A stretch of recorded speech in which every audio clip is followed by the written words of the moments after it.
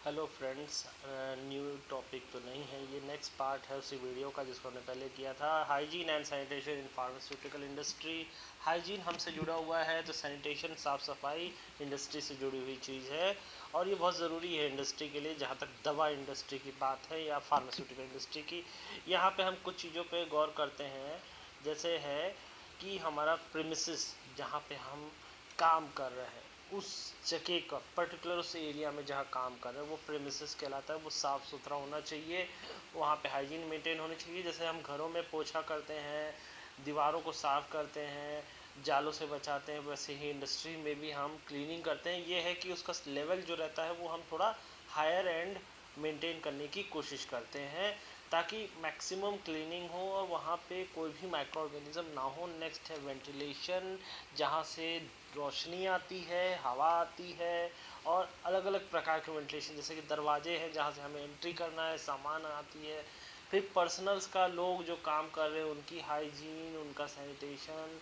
Sanitation का मतलब है कि उनमें किसी भी प्रकार का माइक्रो ऑर्गेनिज्म का ना होना, एक प्रकार से स्टेरिलाइजेशन का ही एक दूसरा भाग है।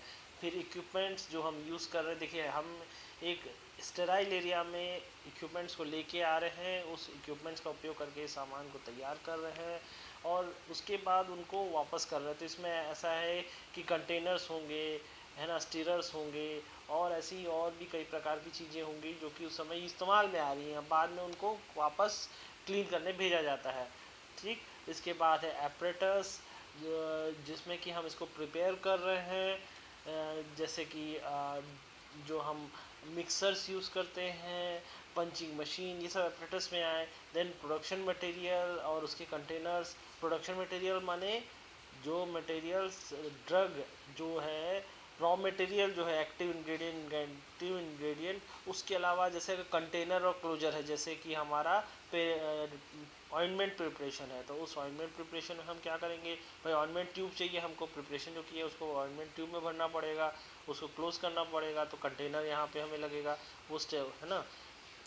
देन द प्रोडक्ट्स जो कि हम क्लीनिंग के लिए या डिसइंफेक्शन के लिए यूज़ कर रहे हैं, तो ये सब चीज़ों पे हमको ध्यान देना पड़ता है।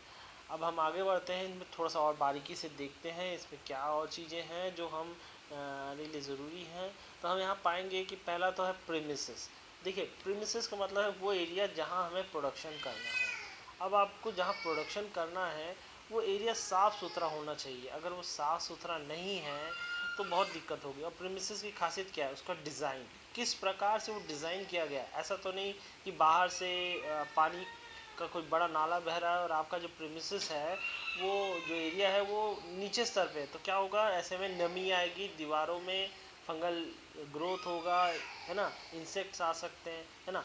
दूसरा, हम चाहते हैं हमारा प्रीमिसेस जो है वो इंसेक्ट से पूरी तरीके से सुरक्षित हो, कोई इंसेक्ट्स वहाँ घुस ना पाए। इंसेक्ट माने मच्छर, मक्खी, कीड़े मकोड़े, हर प्रकार के, क्योंकि ये जो इंसेक्ट्स हैं ये अपने साथ माइक्रो ऑर्गेनिज्म को लेके चलते हैं जो हमारे प्रोडक्ट को इन्फेक्ट कर सकते हैं। तीसरा, प्रीमिसेस से बहुत ही ज़रूरत हुआ चीज़ है मटेरियल का फ्लो, क्योंकि हम जो सामान ला रहे हैं, मींस प्रोडक्शन के रॉ मटेरियल, और उसको जो वापस कर रहे हैं उसका जो रख रखाव है वो प्रीमिसेस के ऊपर डिपेंड कर रहा है।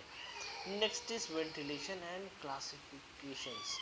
देखिए, वेंटिलेशन में पहला, वेंटिलेशन जो है, वेंटिलेशन की जो खासियत होनी चाहिए, वहाँ से सिर्फ फिल्टर एयर ही आना चाहिए, अदरवाइज सन रेज के अलावा कोई किसी भी प्रकार का एंट्री अलाउड नहीं होता। इसीलिए अधिकतर मैन्युफैक्चरिंग एरियाज में क्लोज्ड डबल डोर्ड विंडोज़ होते हैं और सिर्फ 2 या 3 वेंटिलेशंस होते हैं जो कि डक्ट के द्वारा, एयर कंडीशनिंग डक्ट के द्वारा जुड़े होते हैं, जिनमें कि हेपा फिल्टर्स लगे होते हैं।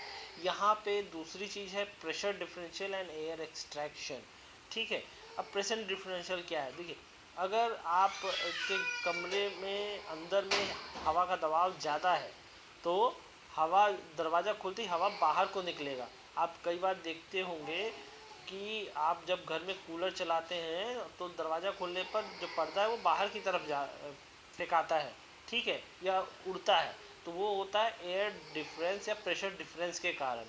प्रेशर डिफरेंस का एक फ़ायदा ये होता है कि अगर कोई माइक्रो ऑर्गेनिज्म दरवाजे के किनारों में या बाहर में है, तो ये एयर, जब दरवाजे खोलने पे एयर बाहर बहता है तो वो माइक्रो ऑर्गेनिज्म भी उसके साथ बह जाते हैं और दूसरा फ़ायदा ये होता है, जैसे बाहर में किसी ने डस्ट पोल्यूशन किया, आग लगाई है जिसका गैस उड़ रहा है, तो वो एंट्री नहीं कर पाता, क्योंकि अंदर ही एयर का प्रेशर इतना ज़्यादा है, वो बाहर को फ्लो कर रहा है, तो बाहर की एयर तो अंदर आ ही नहीं सकती, क्योंकि अंदर का एयर बाहर की एयर को धक्का देके हटा देगा, है ना।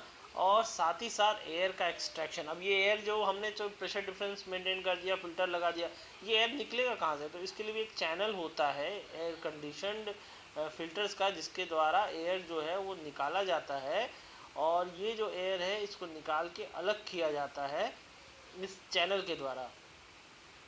नेक्स्ट है फ्लो ऑफ प्रोडक्ट स्टेजेस, जैसे कौन से प्रोडक्ट्स पहले आएंगे, तो उसमें हम पेरेंटल्स और इस तरह का मेंटेन करते हैं। Next is personal hygiene and requirement, जो है वो बहुत इंपॉर्टेंट है।